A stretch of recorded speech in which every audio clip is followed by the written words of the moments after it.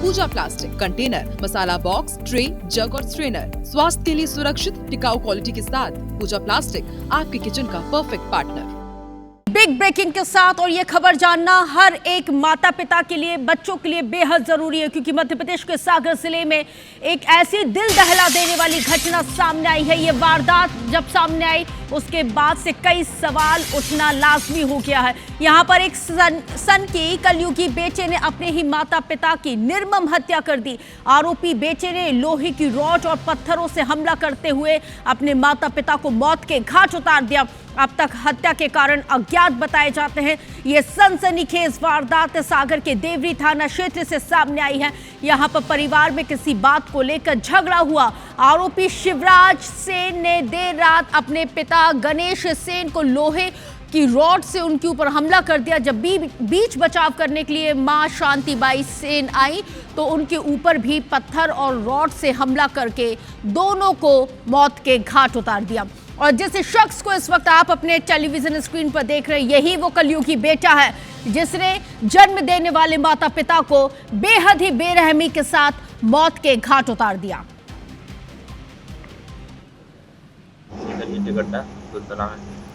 जान से मारने से हमला किया गया। तो ये सूचना मिली तो मैं अपने स्टाफ के साथ यहाँ देखा तो 2 डेड बॉडियाँ पड़ी हैं रोड के पास। गणेश राम शांतिबाई सेन दोनों की डेड बॉडियाँ पड़ी हैं।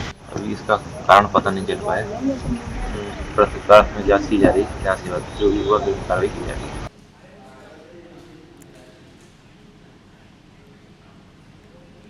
तो देखिए, मध्य प्रदेश के सागर जिले से ये दिल दहला देने वाली वारदात है। आप अंदाजा लगा नहीं सकते कि उस वक्त माता पिता पे आखिर क्या गुजरी होगी जिस वक्त उनके बेटे ने ये इस वारदात को अंजाम दिया। नफीस खान ज्यादा जानकारी के साथ इस वक्त संवाददाता सागर से जुड़ गए। नफीस, वाकई में दिल दहला देने वाला ये मामला है। आरोपी को पुलिस ने गिरफ्तार कर लिया, क्या वजह बताई है? क्योंकि कारण अभी भी अज्ञात बताए जाते हैं। जिस वक्त इस पूरी हत्या की वारदात को अंजाम दिया जा रहा था, क्या इन तीनों के अलावा उस घर में कोई मौजूद नहीं था?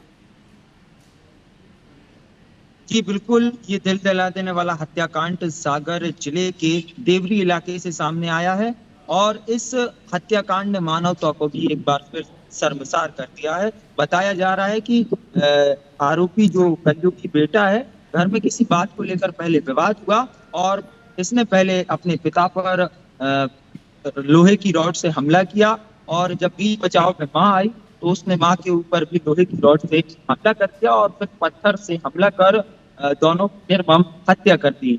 अन्य परिजनों की सूचना पर पुलिस मौके पर पहुंची और आरोपी लेकिन नफीस, जब अन्य परिजनों की सूचना के आधार पर पुलिस मौके पर पहुंची, जिस वक्त ये आरोपी इस पूरे जघन्य हत्याकांड को अंजाम दे रहा था, उस वक्त क्या इन लोगों ने हस्तक्षेप करने की, बीच बचाव करने की कोशिश नहीं की क्या?